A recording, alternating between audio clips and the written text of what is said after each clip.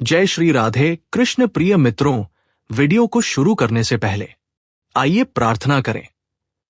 हे कृष्ण, जो भी भक्त आज इस अमृत वाणी को सुन रहा है, उनके जीवन में आपकी कृपा सदा बनी रहे और उनके सभी कष्ट दूर हो। मित्रों, इस अद्भुत वाणी को सुनने से पहले अपने विचार और भक्ति व्यक्त करते हुए नीचे कमेंट में राधे राधे जरूर लिखिए। आपकी भक्ति हमारी इस यात्रा को और भी अद्भुत बनाएगी। यदि आप हमारे चैनल कर्म प्रवाह पर नए हैं तो अभी सब्सक्राइब करें और घंटी दबाएं ताकि हर भक्ति यात्रा में आप हमारे साथ रहे। श्री कृष्ण कहते हैं कि कभी रुककर खुद से ये सवाल पूछो, क्या मैं सच में अपने लिए जी रहा हूं या फिर मैं बस वही कर रहा हूं जो लोग मुझसे उम्मीद करते हैं। हम में से ज्यादातर लोग अपने जीवन में यही भूल करते हैं। हम बचपन से सीखते हैं लोग क्या कहेंगे, समाज क्या सोचेगा, घर वालों की इज्जत रखनी है, और इसी सोच में हम धीरे धीरे खुद को खो देते हैं। हम मुस्कुराते हैं ताकि कोई नाराज ना हो, हम चुप रहते हैं ताकि सब खुश रहे, हम अपनी इच्छाओं को दबा देते हैं ताकि कोई हमें बुरा ना कहे। लेकिन अंदर क्या होता है? दिल टूटता है, आत्मा रोती है और धीरे धीरे हम वो नहीं रहते जो वास्तव में थे। जीवन का सबसे बड़ा अपराध यही है, खुद को छोड़ देना। क्योंकि जब तुम अपनी आत्मा से दूर हो जाते हो तब तुम्हारे पास सब कुछ होते हुए भी तुम खाली महसूस करते हो। भगवान ने हर आत्मा को एक अनोखा उद्देश्य दिया है। किसी को सृजन करना है, किसी को प्रेरणा देना है, किसी को सेवा करनी है। पर जब हम दूसरों के बनाए ढांचे में जीते हैं तो उस दिव्यता को खो देते हैं जो हमें विशिष्ट बनाती है। याद रखो, तुम्हारा जीवन किसी की स्वीकृति पाने के लिए नहीं है, बल्कि अपनी आत्मा को पहचानने के लिए है। एक दिन तुम थक जाओगे सबको खुश करने से, क्योंकि सबको खुश करना संभव ही नहीं। दूसरे की अपेक्षाएं बदलती रहेंगी पर तुम्हारी आत्मा एक ही पुकार लगाएगी, मुझे भी जीने दो। तो दोस्तों, अभी तक चैनल को सब्सक्राइब ना किया हो तो अवश्य कर ले, जिससे कि वीडियो का नोटिफिकेशन आपके पास सबसे पहले पहुंचे। और यदि वीडियो तुम्हारे जीवन में कुछ भी चेंज या परिवर्तन लाता है तो मुझे बहुत खुशी होगी कि मेरा प्रयास सार्थक हुआ। और वीडियो अच्छा लगे तो लाइक और शेयर जरूर करें। भगवान श्री कृष्ण कहते हैं कि हर व्यक्ति जन्म से विजेता होता है। जब एक बच्चा जन्म लेता है, उसकी आंखों में ना कोई डर होता है, ना कोई तुलना। वो खुद से प्रेम करता है, खुद को सर्वोत्तम मानता है। पर जैसे जैसे वो बड़ा होता है, समाज उसे सिखाता है, देखो वो तुमसे अच्छा है, उसकी तरह बनो, सबकी तरह चलो। और बस यहीं से हमारी हार शुरू होती है। हम दूसरों से तुलना करने लगते हैं, अपने मूल्य दूसरों की राय से मापने लगते हैं और खुद को उस दौड़ में झोंक देते हैं जिसका कोई अंत नहीं। धीरे धीरे हम अपने असली स्वरूप से कट जाते हैं। हमें नहीं पता होता कि हम क्या चाहते हैं, हमें बस पता होता है कि लोग क्या चाहते हैं हमसे। यही कारण है कि बहुत से लोग जीवन में सफल होकर भी खाली महसूस करते हैं, क्योंकि सफलता तब तक अधूरी है जब तक वह तुम्हारे दिल की नहीं, दूसरों की इच्छा की पूर्ति हो। एक बार किसी ने भगवान से पूछा, प्रभु लोग इतने दुखी क्यों हैं? भगवान ने मुस्कुराकर कहा, क्योंकि वह सबकी तरह बनने की कोशिश करते हैं, पर वो खुद बनने की कोशिश नहीं करते। अगर तुम खुद को खो दोगे तो सारी उपलब्धियां भी व्यर्थ होंगी, क्योंकि जो भीतर मर गया वो बाहर क्या जी पाएगा। याद रखो, तुम तब तक अधूरे हो जब तक तुम अपने दिल की आवाज नहीं सुनते। खुद को ढूंढो, खुद से प्यार करो और खुद के प्रति सच्चे बनो। यही जीवन का असली धर्म है। भगवान श्री कृष्ण कहते हैं कि कभी सोचा है जब तुम अकेले बैठते हो सब आवाजें बंद कर देते हो, फिर भी एक हल्की सी आवाज आती है। वो कौन है? वो तुम्हारे भीतर का ईश्वर है, धीमी लेकिन सच्ची। वो कहता है, मत डर, आगे बढ़, मत झुको, सच्चाई पर टिके रहो। लेकिन क्या होता है, हम उस आवाज को सुनते नहीं, क्योंकि हमारे आसपास इतना शोर है, लोगों की बातें, समाज की राय और सबसे ज्यादा हमारा अपना डर। हम सोचते हैं, अगर मैं ये करूं तो लोग क्या कहेंगे, अगर मैं गिर गया तो। पर याद रखो, जो तुम्हारे भीतर बोलता है वो ईश्वर है और जो बाहर चिल्लाता है वो बस दुनिया का भ्रम है। ईश्वर का मंदिर बाहर नहीं भीतर है। वह कोई मूर्ति नहीं, कोई स्थान नहीं। वह तुम्हारा शुद्ध अंतःकरण है। जब तुम अपने भीतर की शांति में उतरते हो तो तुम्हें अपने जीवन का उद्देश्य दिखने लगता है।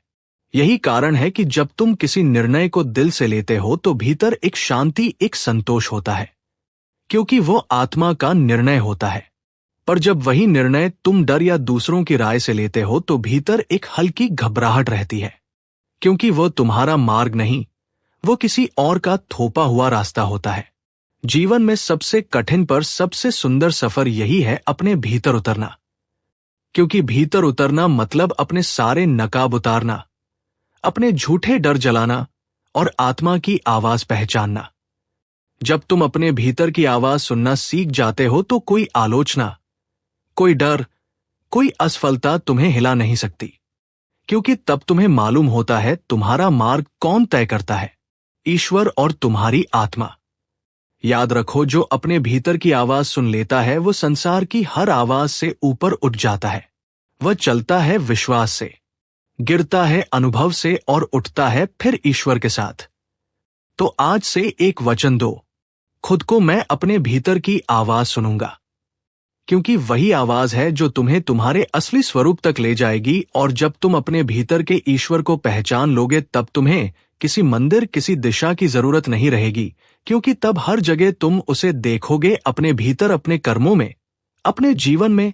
यही सच्ची पूजा है, यही सच्ची साधना। अपने भीतर की आवाज सुनना। दूसरों से प्रेम करना आसान है, खुद से प्रेम करना सबसे कठिन, क्योंकि हम खुद के सबसे बड़े आलोचक हैं। हम खुद को दोष देते हैं, अपने अतीत के लिए शर्मिंदा होते हैं और दूसरों की राय से अपनी पहचान बनाते हैं। पर जीवन का पहला कर्तव्य है खुद से प्रेम करना।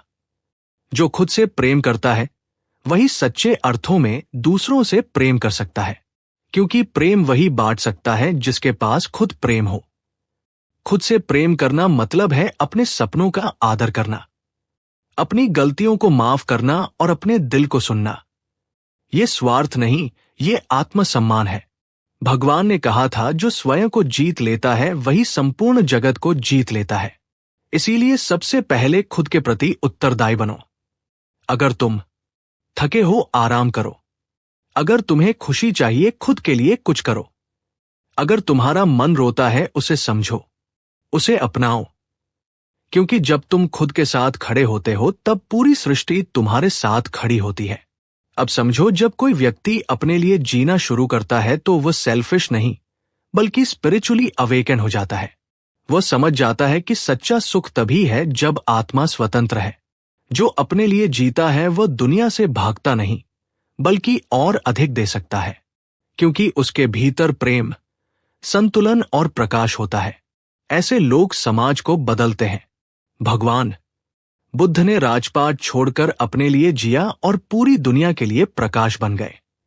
मीरा ने लोकलाज छोड़ी और भक्ति की मिसाल बन गई। श्री कृष्ण ने कहा, स्वधर्मे निधन श्रेय पर धर्मो भयावह, अर्थात अपने धर्म, अपने मार्ग पर जीना श्रेष्ठ है, दूसरों की नकल करना भयावह है। जब तुम अपने लिए जीना शुरू करते हो तो धीरे धीरे तुम्हारा जीवन दूसरों के लिए प्रेरणा बन जाता है, क्योंकि तब तुम मस के साथ नहीं, ट्रुथ के साथ जीते हो।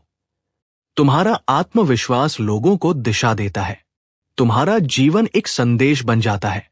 जीवन का सार यही है, अपने लिए जियो, क्योंकि तुम्हारे बिना ये जीवन अधूरा है। दूसरों की राय बदल जाएगी, दुनिया बदल जाएगी, पर तुम्हारा अस्तित्व फिर कभी नहीं मिलेगा। इसलिए अपने हर पल को ईश्वर का उपहार समझो और उस उपहार को व्यर्थ मत जाने दो। खुद के लिए जियो, अपने सपनों के लिए जियो, अपनी आत्मा की शांति के लिए जियो। और जब तुम सच में अपने लिए जीने लगोगे तो देखना, तुम्हारे होने भर से ही दूसरों का जीवन भी उज्जवल होने लगेगा। दूसरों के लिए जीना थकावट देता है, पर अपने लिए जीना मुक्ति देता है। यह वाक्य जीवन का सार है। हम में से अधिकतर लोग अपने जीवन का बड़ा हिस्सा दूसरों को खुश करने में, समाज की अपेक्षाओं को पूरा करने में या दुनिया के मानकों पर खरा उतरने में बिता देते हैं। लेकिन क्या कभी हमने खुद से पूछा, मैं वास्तव में क्या चाहता हूं?